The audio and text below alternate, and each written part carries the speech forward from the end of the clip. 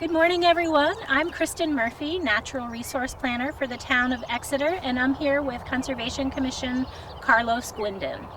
We are out here on the Raynes Farm conservation property, which is on Newfields Road on the east side.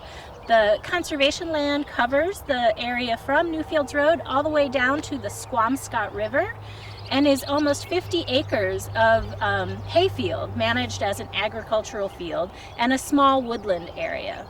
You can learn a little bit about the significant role this property has played in Exeter's history by checking out the Exeter Outdoors episode on Raynes Farm. But today we're here to focus on the natural resources that are present. This property was protected through a grant from the Land Community Heritage Investment Program and by approval at town meeting from Exeter residents through a warrant article that helped to fund the purchase of this land. We acquired it in 2002-2003 timeframe, and since then the Exeter Conservation Commission has been managing this property as an agricultural field. We have an agreement right now with a local farmer, the Davis family of Little Brook Farm, who have agreed to delay that first cut of hay until mid to late July. And the reason we opt to do that is though they're acquiring lower quality hay, it allows some of the grassland birds that rely on this habitat to come here, lay eggs, and for the young to fledge. So while we're highlighting some of those natural resources, we're here with Carlos, who has a long history with bird monitoring, and he'll talk to us a little bit about the bobolink and some of the other species that you'll find here. So good morning.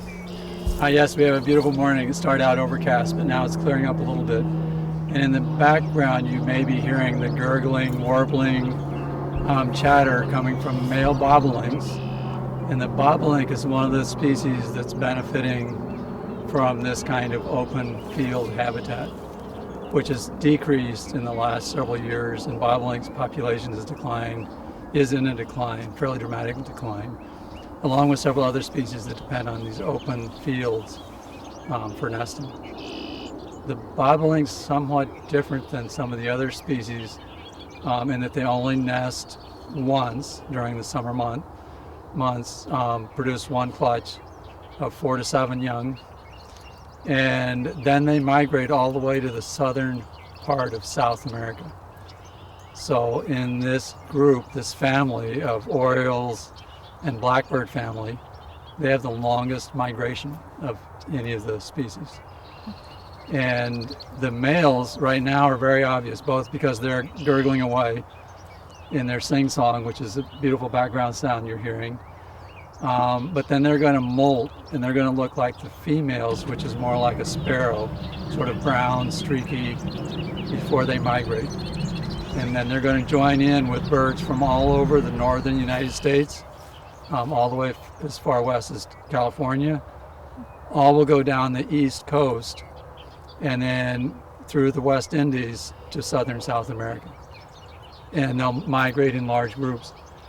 When they come back, often they'll be coming through rice fields, and so originally they were called rice birds because they were fairly heavy consumers of rice, and so they were chased out of rice fields. Now they're not as much of an issue. The numbers are way lower, but it's a really cool bird that you'll be able to see here on Raynes Farm. Red-winged blackbirds are also using the same habitat and are nesting right in these fields. Only once have I picked up an eastern meadowlark. It's another in the same family as the bobolinks. Another really important, really neat species that needs these open spaces. Historically, there weren't farms and fields, so they would be nesting in marshy areas that have some grass. So they probably increased in numbers as this area became farmland, and now they're decreasing in numbers as farmland is disappearing. And the marshy areas also disappeared. So their favored habitat would be marshy wetlands or grassy wetlands. But that type of habitat's almost totally gone in the Northeast. There's another very cool bird. You'd have to come out in the evening called a woodcock. And it's one of the shorebirds that uses inland areas to breed. And they will also nest in the little forest edges around these fields and display over the fields. You'd have to come out at dusk to pick up their displays. And there's a long list of other birds. I've been putting together a list every time I come out here. There's some forested areas, there's salt marsh habitat, there's the fields, there's clumps of vegetation within those fields that are very important. So it's a neat spot, has some trails and the open space. We have a male right behind you now with the camera, sitting very quietly, and a male that just flew up and displayed and did his gurgling, which we probably picked up. You'll get some footage, I think, along with the information we're providing you, showing some of the displaying of these bobolinks. And supposedly their bobolink name came from that gurgling, bubbling, random note song that males have. A lot of people like to associate it with the sound of R2-D2, and if you listen to it, it does kind of have that mechanical sound to it. So, and just in the time we're standing here, we also had a deer, female, a doe, wander across the field. She may have young hidden out somewhere in the field. I've seen porcupine out here. I think we have one record on a camera of a black bear. Yep. In the margins of the property. So it has value to a lot of wildlife and goes all the way out to the salt marsh along the river, where there's a whole set of species that are salt marsh specialists.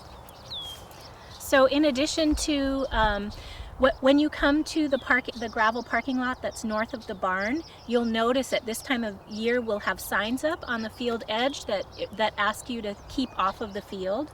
And the purpose for that is these birds are really prone to being disturbed by the presence of people. And so if we have regular movement through the field, that might mean we have this great opportunity for them to nest here, but they won't be able to successfully nest because they constantly are being disturbed.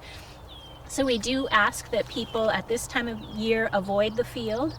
And then after the first cut, which like I said is about mid-July, then you can continue to wander the perimeter of the field, go and explore the historic grave site, the Wiggin grave site that's out on the property.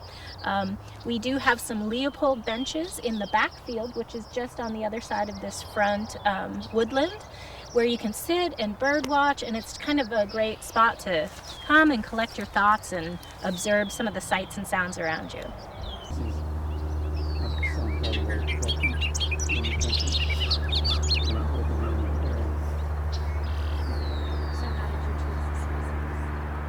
So just giving input from biologists.